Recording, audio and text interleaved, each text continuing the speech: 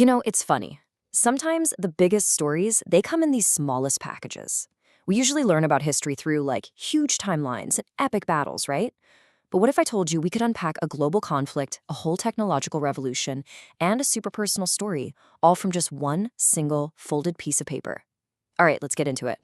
So, we're about to look at an artifact that honestly feels like it's from another world. I mean, yeah, it's a letter, but it is nothing like an email or a text message or even a regular letter you'd mail today. It's kind of like a ghost, really. A ghost from a specific moment in history, carrying a message across time.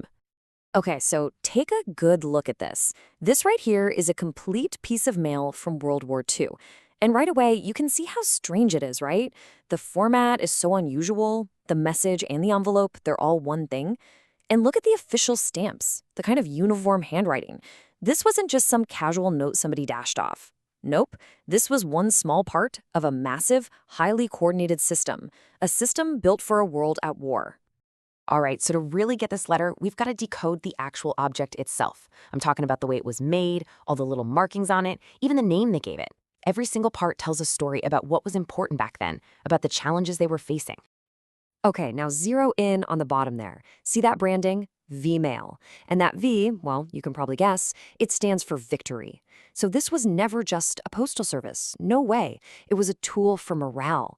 Every single letter that was sent or received was a constant reminder of the big picture, of the ultimate goal. It literally connected a soldier's most personal message to the entire nation's war effort. And then you've got this stamp over on the side, passed by censor. Just think about that for a second. Imagine writing a letter to your family, pouring your heart out, knowing that before they ever see it, some stranger in a uniform is going to read every single word. It was a totally critical security measure, of course. They had to stop any sensitive info, troop locations or plans from getting to the enemy. But wow, that was just a constant, everyday reality of communication during the war. So you're probably wondering, how did this whole thing even work? Well, this is the secret sauce. V-mail was, and I mean this, a complete marvel of logistics. A soldier would write his letter on this special form. Then, instead of shipping these huge, bulky bags of mail, the Army would photograph every single letter onto these tiny reels of microfilm. Those little reels would get flown across the world, and then the letters were printed out again, full size, at a facility close to their final destination. It was basically the high-tech data compression of the 1940s. And this right here, shows you just how much of a game changer it was. Okay, get this. To send 150,000 one-page letters, you had two choices. Option A, 37 mail bags that weighed over 2,500 pounds. Or option B, one single V-mail stack that weighed just 45 pounds. I mean, that difference is it's enormous. All that saved space and weight meant more room on planes and ships for the stuff that really mattered. Ammunition, medicine, food, you name it. But here's the thing. V-mail was never just about slick logistics and cool technology. At its heart, it was about people. So let's shift gears. Let's look past the process and dive into the actual message itself and get to know the man who wrote this letter. This is the voice of Private Delbert W. Marsh. Just listen to what he writes. For myself, I don't guess I could be any better. There's such a quiet reassurance in that, isn't there? I mean, this guy's in the middle of a war zone, thousands of miles from everyone he loves, and his first instinct is to make sure his aunt isn't worried. That one simple sentence, man, it just speaks volumes about the weight these soldiers carried, trying to protect their families back home from being scared. So let's kind of map out the key players here. You've got the sender, Private Delbert W. Marsh. He's writing from somewhere in Europe. He actually mentions being in both England and France. And he's sending this letter all the way back to his Aunt Bess, Mrs. Bess McCulloch, in Colorado Springs. Just seeing it laid out like this really makes you feel that immense distance, doesn't it?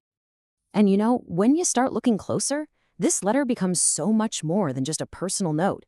It's actually a window into the day-to-day reality of what it was like to be a soldier during the biggest war in the history of the world. It's pretty amazing, really. We can basically piece together a mini biography just from this one page. We know he's a private. We see his Army post office, his APO address. We can even trace his journey from training down in Texas all the way to serving in England and France. All these little clues, they all come together to create this incredibly vivid snapshot of one soldier's life. But honestly, out of all the words in this letter, this one question, For me, this is the one that hits the hardest. He asks, are they putting up the Christmas decorations on the streets this year? I mean, wow. In the middle of everything he must have been seeing and doing, his mind is on Christmas lights back home. It's a question just filled with this deep longing for peace, for normalcy, for a time when things were simple. It's just the most powerful reminder that soldiers, they're just people who want to go home. So, when you take a step back, what does this one piece of email really represent? I think it's a story about where technology and humanity meet, especially during a massive crisis. On one hand, yeah, it was an absolute logistical miracle that freed up precious cargo space.